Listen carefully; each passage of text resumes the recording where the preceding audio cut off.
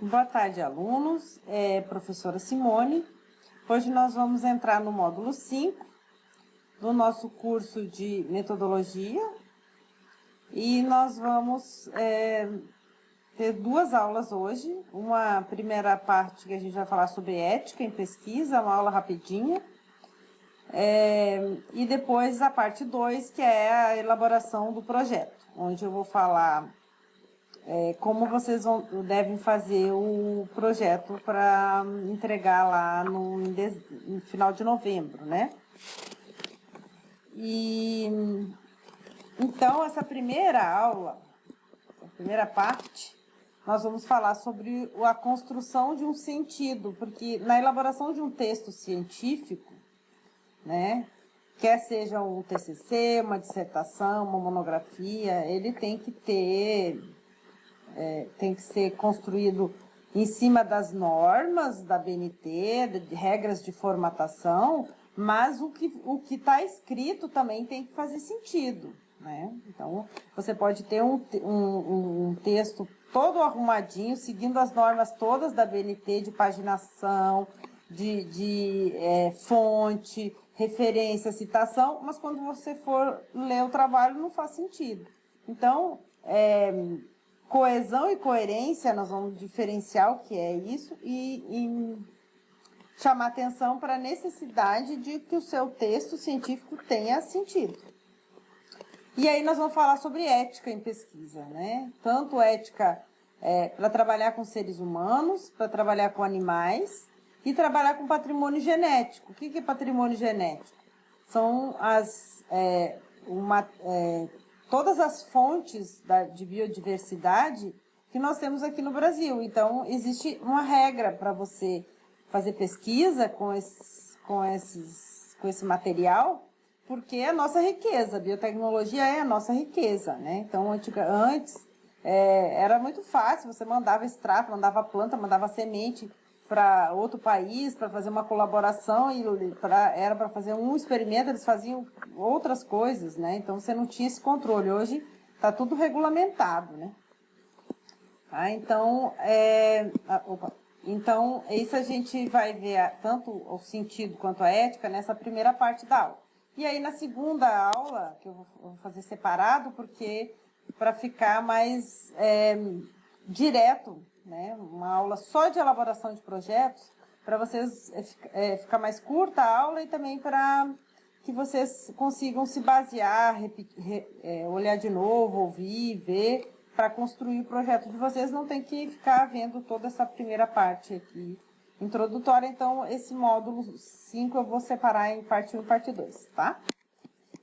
Bom, então, com relação à construção de um sentido do texto, para que um texto seja eficaz na transmissão da sua mensagem, é essencial que ele faça sentido para quem está lendo.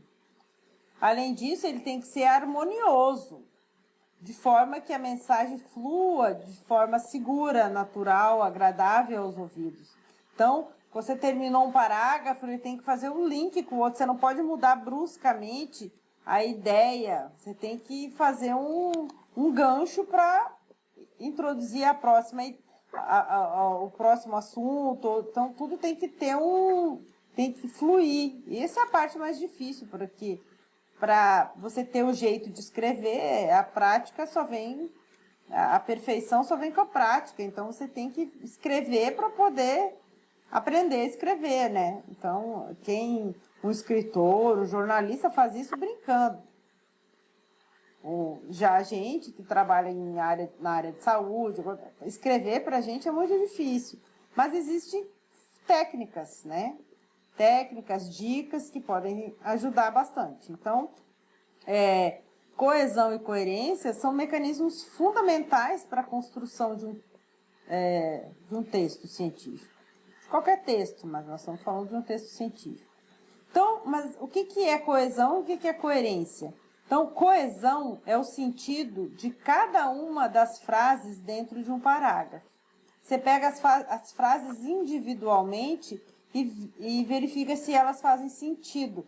Sentido mais com relação à forma estrutural, ou seja, tem um sujeito, um verbo, um predicado, o verbo está conjugando com o sujeito, ou seja, essa frase ela tem sentido, ela está coesa, bem escrita, né, semanticamente.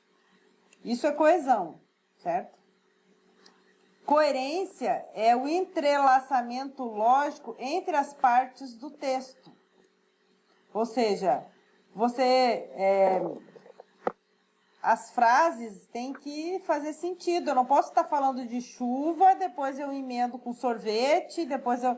Sabe? Então, apesar das frases estarem construídas corretamente, elas têm que estar numa ordem e fazer esse link de uma com a outra, de uma ideia com a outra, né? Não pode jogar assim as coisas, pegar copia e cola e constrói um texto que vai ficar coerente, quer dizer, vai ficar coeso, mas não vai ficar coerente, né? Então, quando falamos de coesão, falamos a respeito dos mecanismos linguísticos que permitem uma sequência lógica e semântica entre as partes de um texto, sejam elas frase, parágrafo, etc. Quando a gente fala de coerência, a gente fala acerca do significado do texto, e não mais dos elementos estruturais que o compõem. Então, um texto pode estar perfeitamente coeso, porém incoerente. Exemplo, as ruas estão molhadas porque não choveu.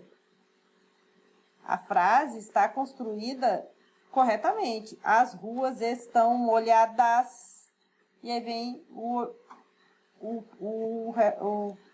porquê não choveu. Ah, professor, mas porque não choveu não faz sentido. Não faz sentido porque não é coerente. Mas a coesão está certa. Eu escrevi, está tudo certo. Então, nessa frase, a coesão está perfeita, mas a coerência está imperfeita, porque não está... O sentido do que está escrito não está coerente, certo? Então, essa é a diferença. Então, eu posso escrever certinho, conjugar, arrumar, tudo beleza, mas a hora que eu junto tudo e misturo, uma frase não tem coerência com a outra, porque não está fazendo um link, não tá fazendo sentido para mim. Então, o que eu tenho que escrever é de forma coesa e coerente. E isso é o mais difícil. Além de escrever corretamente o português, eu tenho que ter lógica, tem que ter o link, tem que estar uma ideia chamando a outra, tá? Bom, e ética? Ética em pesquisa teve origem, começou-se a discutir sobre esse tema mais recentemente, tá? Porque até então não se levava em conta isso. Então, surgiu a origem de se trabalhar dentro dos parâmetros de ética com as relações abusivas na utilização de seres humanos em pesquisa. Exemplo, pesquisadores utilizavam não só a si próprio como cobaias, como também os familiares, vizinhos, amigos e tal, né? Sem a preocupação de efeitos colaterais que pudessem advir dessa prática sem padronização, né? Sem cuidado. Na obtenção de resultados mais abrangentes, para se aumentar o número de indivíduos, o N, né? A amostragem, para ficar com um resultado de estatístico mais confiável, quanto maior o número de indivíduos que você testa, mais confiável é o teste estatístico, né? Então, nesse caso, os pesquisadores utilizavam prisioneiros, crianças abandonadas na rua, né? Para testar medicamentos.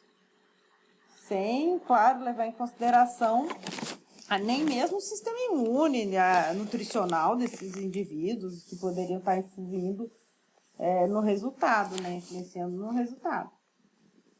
No período nazista, os médicos alemães utilizavam seres humanos em experimentos nos campos de concentração. Então, aqui foi o que mais chocou. E no pós-guerra, o período nazista, né, ocorreu ali junto com a Segunda Guerra e teve fim com 1945, o final da guerra, né?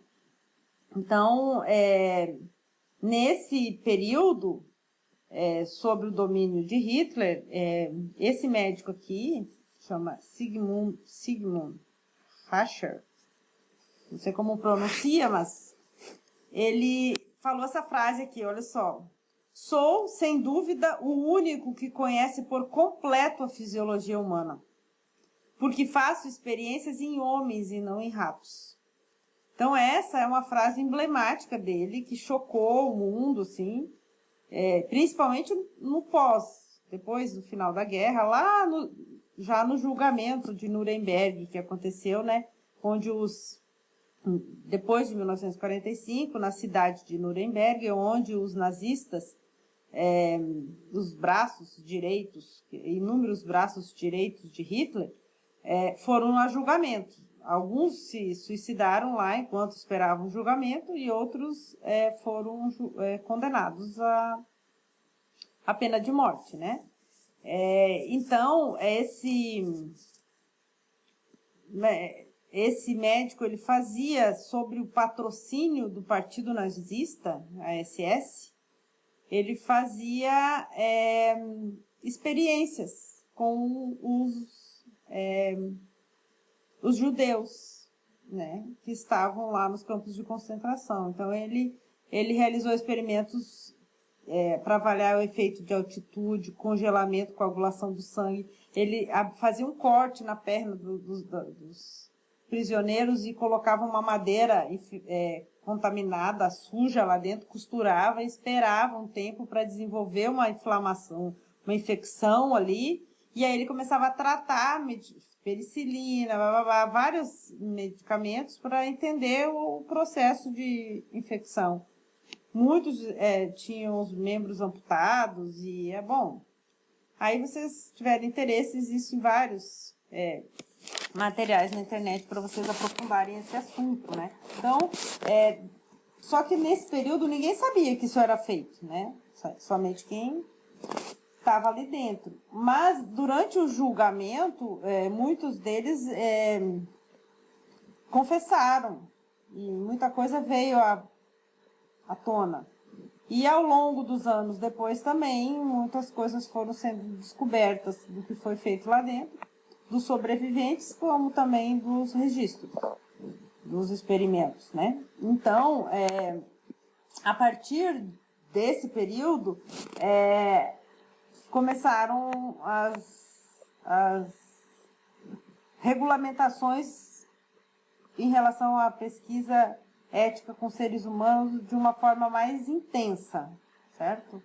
Hoje é tudo muito bem padronizado, muito bem regulamentado. É até difícil de fazer pesquisa com seres humanos de tanta burocracia, mas isso é bom, né? Isso é muito bom, porque previne N efeitos, né? Então a gente tem que fazer pesquisa, mas a gente tem que fazer pesquisa sempre pensando no bem-estar do indivíduo que está ali colaborando, né?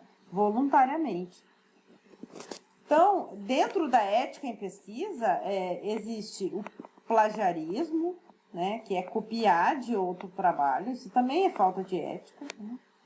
Você vai, copia e cola para o seu texto o que outra pessoa escreveu. Ou você copia para o seu artigo número 2 o que você escreveu na introdução do número 1. Ou seja, mas fui eu que escrevi, mas você já publicou. Agora, quando você for escrever um outro trabalho, você não pode copiar do que você escreveu, você tem que escrever outra coisa.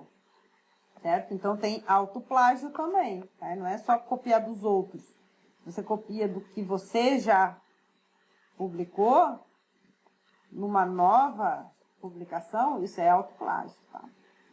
Má conduta em pesquisa, então 58% indicam o próprio envolvimento 58% dos pesquisadores, numa pesquisa anônima, indicam o próprio envolvimento em algum tipo de má conduta.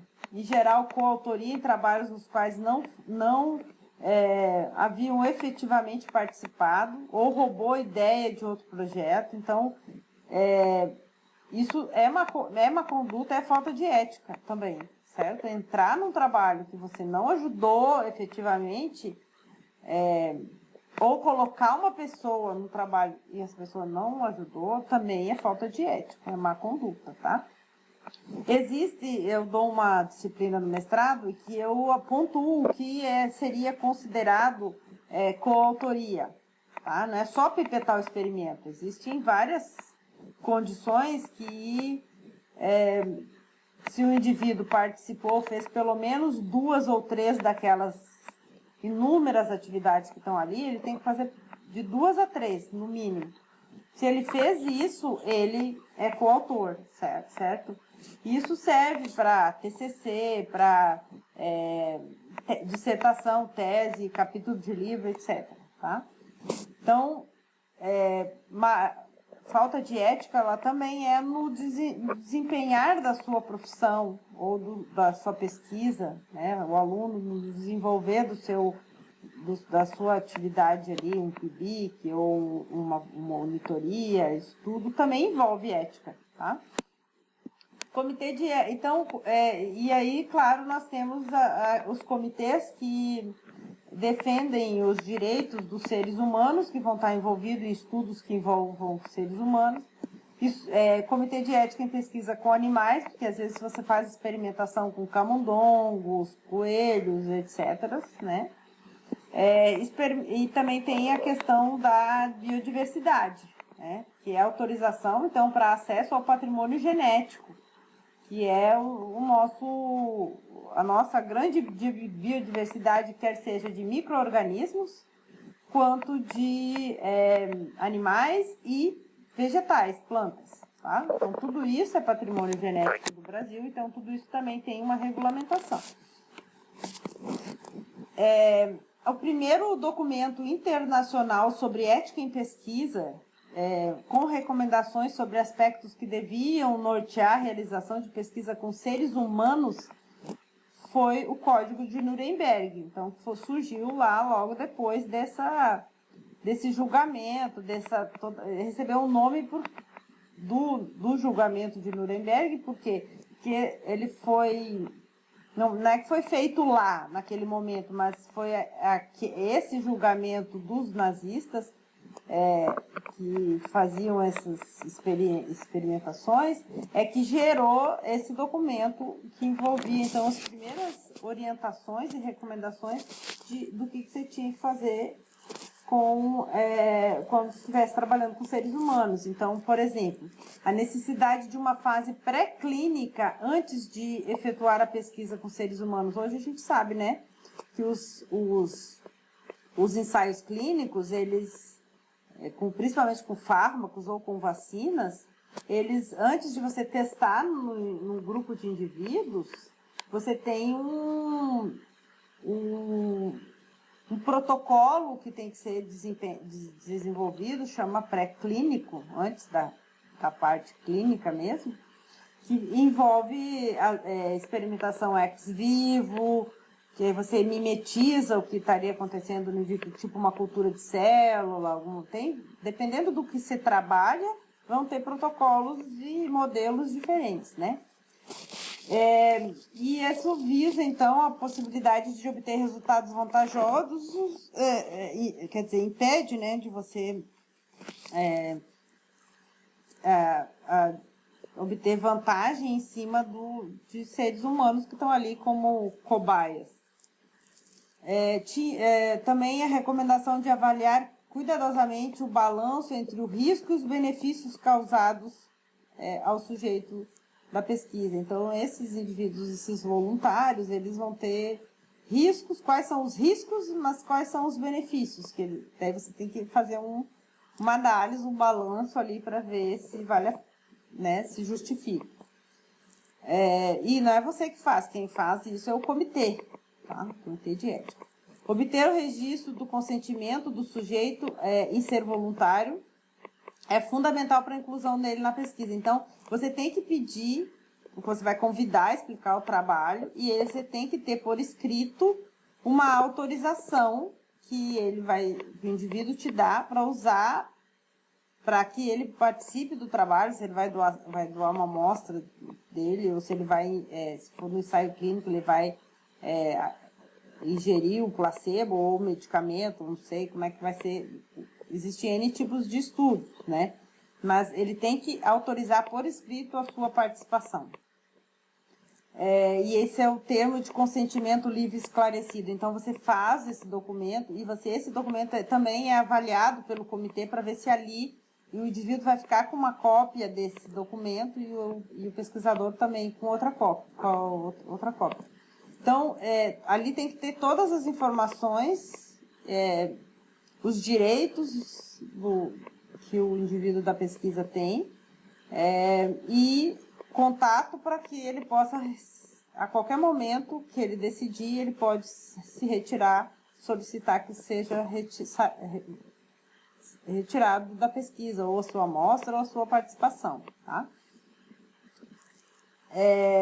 Então, isso tudo é avaliado pelo comitê. Então, nesse primeiro código, ele já começou a introduzir essas ideias de precisar ter esse consentimento por escrito, de ter que ter uma fase pré-clínica antes de testar. Então, o primeiro norma que surgiu com relação a código de ética em seres humanos foi o Código de Nuremberg.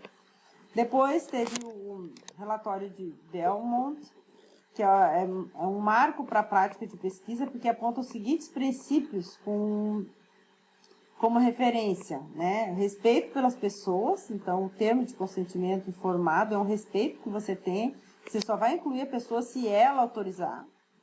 Beneficência, que é a garantia de segurança e bem-estar aos participantes por meio da avaliação criteriosa da relação custo-benefício da sua interseção na pesquisa. Tá?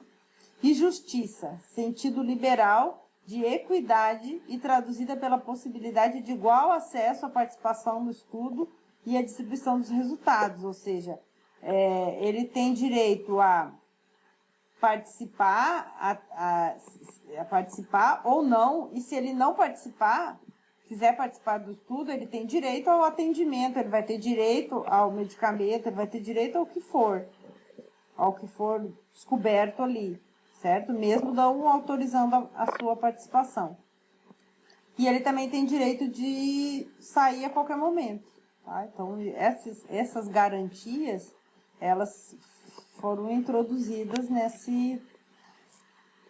No Brasil, é considerado um país em desenvolvimento e é utilizado bastante na indústria farmacêutica para a realização de estudos multicêntricos e internacionais. Então, o Código de Ética em Pesquisa ele é muito usado em ensaios clínicos de novas drogas ou vacinas, né? Então, nós temos nas nossas indústrias farmacêuticas essa normatização de ética em pesquisa, ela tem que ser muito bem monitorada, né? Aumento da pesquisa na área médica também, nos últimos anos, aumentou muito, né? Hoje, fazer pesquisa é bem popular, então você tem que, mais uma vez, ficar atento à ética, para que não ocorra injustiças com os participantes, né? Então, está em vigor desde 1988 o Código de Ética Médica, que tem lá dentro o item de pesquisa médica. Conselho Nacional de Saúde, com a resolução 1 de 1988, com a criação de comitês de ética em pesquisa em todas as instituições que realizem experimentos na área de saúde, denominada Normas de Pesquisa de Saúde. Então, o que a gente utiliza hoje é a Resolução 196 de 1996.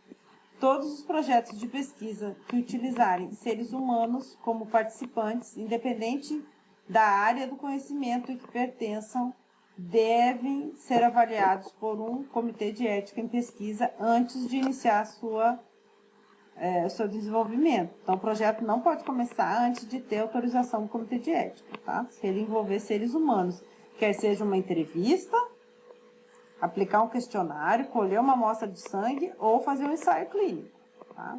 Envolver os seres humanos, precisa de comitê de ética. Eu estou fazendo um estudo retrospectivo, analisando só o resultado dos exames laboratoriais de glicemia nos pacientes que internaram na UTI nos últimos 10 anos. Está envolvendo seres humanos, precisa de autorização do comitê de ética. Okay?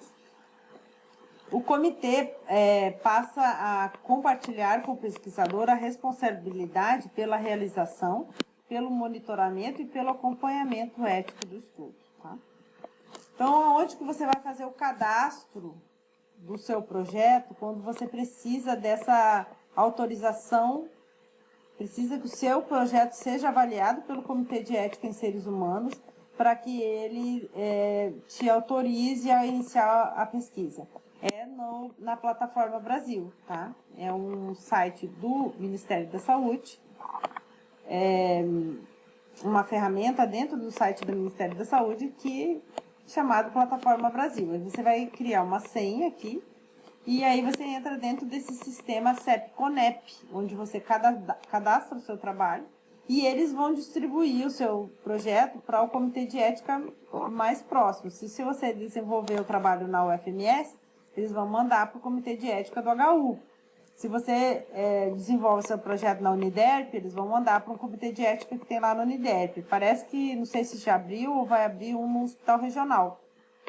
Mas, por enquanto, a gente só tinha 2 aqui no estado do Mato Grosso do Sul, tá? Que era o do HU e o da Uniderp. Agora, eu não sei se o do Regional já está funcionando, mas eu sei que ia abrir. Então, você cadastra o trabalho lá, mas você não manda para o Comitê de Ética do HU nem para o da Uniderp. Você cadastra aqui. O seu contato é direto com a Plataforma Brasil. Ela vai distribuir o seu projeto para onde ela achar mais... Se você tiver um pesquisador da Uniderp e um do HU, ele vai decidir em qual que ele vai fazer a distribuição, tá? E aí tem todo um procedimento lá que você vai cadastrar tem perguntas que ele vai te fazer, você vai colocar o seu projeto lá dentro, você vai preencher tudo que eles pedem e vai mandar. E eles vai passar por uma reunião, depois eles vão ou pedir que você faça correções, ou eles vão recusar, ou eles vão aprovar. Depois de aprovado, você tem como se fosse um certificadinho no PDF, um certificado que autoriza você a iniciar as pesquisas. Aí sim você pode chegar lá no hospital ou na UBS, onde você quiser fazer sua pesquisa, apresenta esse documento e fala, ó, já tem autorização para fazer, você pode começar a fazer, tá? Então, não pode começar a fazer antes de ter a aprovação. Às vezes demora 2, 3, até 1 ano. Depende do comitê e depende do se o seu projeto está bem escrito. Mais uma vez, por isso é importante, por isso estão fazendo essa disciplina para aprender a escrever um projeto de pesquisa, tá? Se você estiver trabalhando com animais, existe também, os principais animais de experimentação são camundongos, coelhos e ratos. E aí a lei que regulamenta o uso desses animais em pesquisa é a Lei 11.794, de outubro de 2008, e o Decreto 6.899, de 15 de julho de 2009. Lá tem todas as normas, todos os cuidados, os direitos, os deveres do pesquisador que vai trabalhar com experimentação animal. Tá? Mas também temos que fazer a solicitação, o cadastro, vai ser avaliado pelo Comitê de Ética em Animais, você não pode fazer antes de ter autorização. E o acesso ao patrimônio genético. Então, existe também um outro sistema, que é o Sistema Nacional de Gestão do Patrimônio Genético e Conhecimento Tradicional, que chama CIGEM, tá? É a Lei Brasileira da Biodiversidade, né? É a 13.123 de 2015, o Decreto 8.772 de 2016, regulamenta a utilização da biodiversidade nativa do Brasil, conhecimento tradicional associado e repartição de benefícios. Por que tudo isso tem que ser registrado antes de iniciar a pesquisa? Esse aqui não é tanto uma autorização, mas sim um registro, tá? Por quê? Porque se alguma dessas pesquisas gerar uma patente, gerar um produto, existe, então, a divisão dos benefícios, né?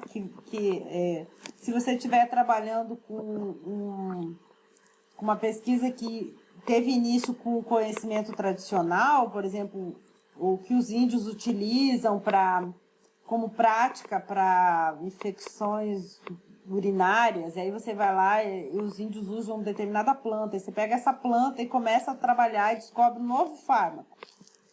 E aí patenteia, vende para a indústria, e daí quando começa a comercializar esse medicamento, os royalties têm que ser divididos entre a indústria, o pesquisador, a instituição no qual o pesquisador está envolvido e o índio lá que deu a informação. Então, conhecimento tradicional de índio, ribeirinho, comunidades tradicionais ciganos, todos esses grupos étnicos que têm um conhecimento da biodiversidade e um uso popular, e isso é patrimônio genético nosso.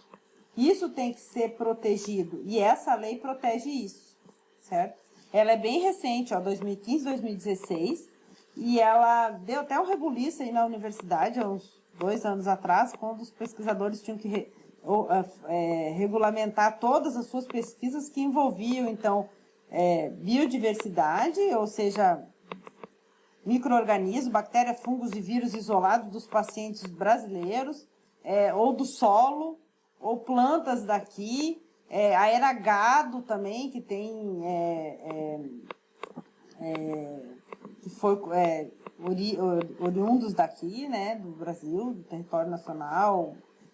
Então, animais, tudo que é patrimônio, inclusive o conhecimento tradicional. Então, tudo isso está regulamentado, é uma burocracia do caramba. Então, você fala assim, eu não vou trabalhar com seres humanos nem com animais porque tem muita burocracia, eu vou trabalhar com plantas. Aí piorou, tá? mas é assim, tudo tem, claro, isso aqui a gente brinca porque dá trabalho, mas ele veio, claro, para proteger a nossa biodiversidade. Não sei se você sabe que o cupuaçu, que é uma fruta do norte do Brasil, ela foi patenteada por, acho que foi os japoneses. Quer dizer, não tem cupuaçu no Japão. O cara pegou, estudou, patenteou. Mas aí houve quebra da patente, porque daí conseguiram provar que a fruta era daqui, mas tentaram fazer isso, né? Açaí, cupuaçu, tudo é nosso. Então, nós temos que garantir que esse patrimônio genético seja nosso mesmo. Então, quando a gente vai trabalhar com pesquisa, a gente vai fazer uma colaboração com uma instituição de fora do país, a gente tem que cuidar quando estiver levando o material para lá, porque a gente ou tem que trazer de volta, ou tem que destruir, porque senão fica lá e aí a gente perde o nosso patrimônio. Isso é recurso, é nosso, né? Então, isso é riqueza do país. Então, a gente tem que fazer pesquisa, mas a gente tem que ter cuidado de preservar tanto os seres humanos quanto os animais e o patrimônio genético, tá? Então, sempre que for fazer um projeto, a gente tem que olhar para a nossa ideia e ver se ela envolve algum desses quesitos, e aí a gente tem que, se envolver seres humanos, tem que mandar para o Comitê de Ética de Seres Humanos, lá do CEP-CONEP. Se envolver animais de experimentação, a gente tem que pedir autorização para o Comitê de Animais. Se envolver patrimônio genético, a gente tem que fazer o cadastro aqui no CIGEM para pedir a autorização, certo? Então, cuidar disso, quando vocês forem elaborar um projeto de pesquisa, tem que cuidar para atender a essas regulamentações que envolvem ética. Isso é ética em pesquisa. Se você não fizer isso, você tá sendo antiético, tá? Então, ética vai desde o plagiarismo, da sua conduta, como também com esses cuidados com os participantes, com a amostra, onde veio as amostras ou até mesmo os experimentos, como estão sendo feitos no seu projeto, a metodologia, ok? Bom, então, a aula essa primeira parte era isso. Na próxima aula a gente vai entrar, então, efetivamente na elaboração de projetos. Eu vou dizer para vocês como que eu quero, o que tem que se levar em consideração para fazer um projeto de pesquisa e fazer o projeto que vocês têm que entregar até final de novembro, tá bom?